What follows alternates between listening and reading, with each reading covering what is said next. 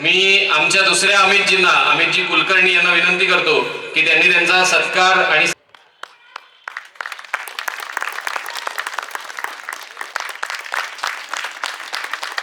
भारत माता की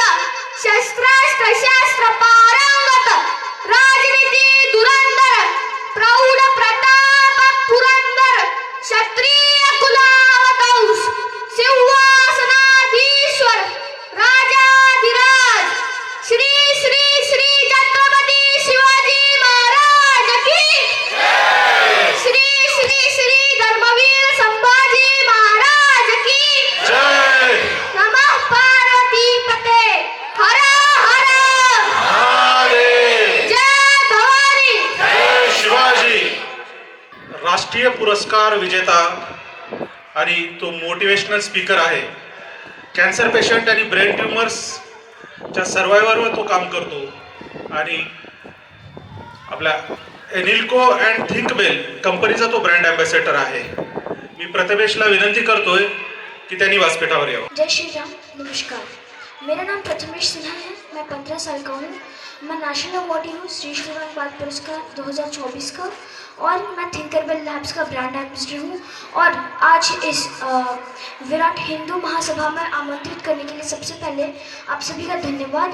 और आज इस विराट हिंदू महासभा के सामने मैं शिव तांडव स्तोत्र प्रस्तुत करने वाला हूँ. जटाटवी गलज्जल प्रवाह पावितस्थले गलेवलम्बे लम्बे ताम्बुजंग तुंग मालिका डमड्डमड्डमड्डमन्निनादमड्डमर्वयम् चकार चंद तांडवं प्रणोतु नः शिव शिवम्. पूजावसान समये दशवक्त्र गीतं यः शंभु पूजन परम पठिते प्रदोषे तस्य स्थिरामृत गजेन्द्र तुरंगयुक्तां लक्ष्मीं सतीश मुखीं प्रददाति शंभु. यदि श्रीरामकृतं शिव तांडव स्तोत्रम संपूर्णम. मेरे साथ घोष करिए. धर्म की जय, धर्म की जय, अधर्म का, अधर्म का, प्राणियों में विश्व का. नमः पार्वती पते, हर हर महादेव. जय श्री राम, जय भवानी. बहुत बहुत धन्यवाद. नमस्कार.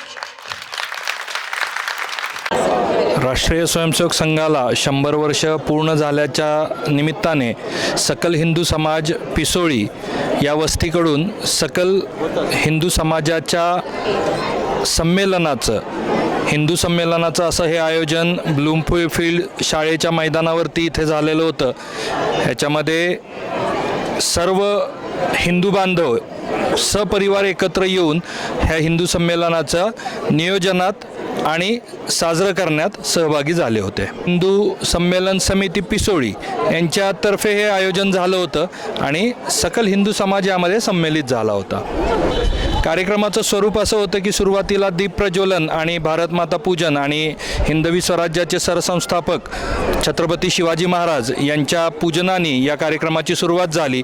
त्याच्यानंतर एक भजन सुंदर असं आपल्या इथल्या भजनी मंडळाच्या मातृशक्ती होत्या त्यांनी साजरं केलं आणि त्याच्यानंतर 3 वक्त्यांचं वक्तृत्व इथं आपल्याला ऐकायला मिळालं, ज्यामध्ये शिवव्याख्याते होते ज्यांनी आपलं हिंदू समाज आणि छत्रपती शिवाजी महाराजांची हिंदवी स्वराज्य स्थापन करण्यामागची भूमिका स्पष्ट केली.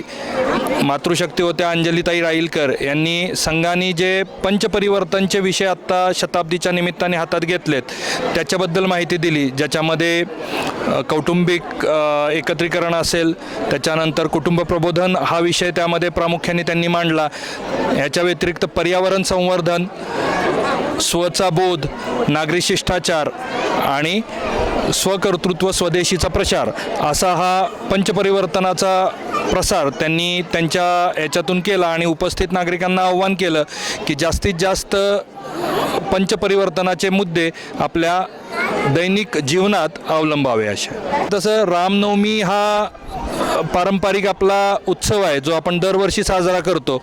हिंदू संमेलन हे संघाला 100 वर्ष पूर्ण झाल्याच्या निमित्तानं सर्व समाजाने ह्या 100 वर्षाचं औचित्य साधून एकत्र यायचं ठरवलं आणि समाजाने हाती घेतलेला हा असा एक कार्यक्रम होता हिंदू संमेलनाचा. आज जसं मोठ्या संख्येने आपण उपस्थित राहिलात त्या निमित्ताने आपलं सर्वांचं विशेष कौतुक आहे आणि इथून पुढेही हिंदू समाज म्हणून आपण जातीपातीमध्ये न वाटता हिंदू समाज म्हणून फक्त हिंदू म्हणून एकत्र यायला ही एक सुरुवात व्हावी, हा एक पायाभरणी व्हावी असं मला वाटतं.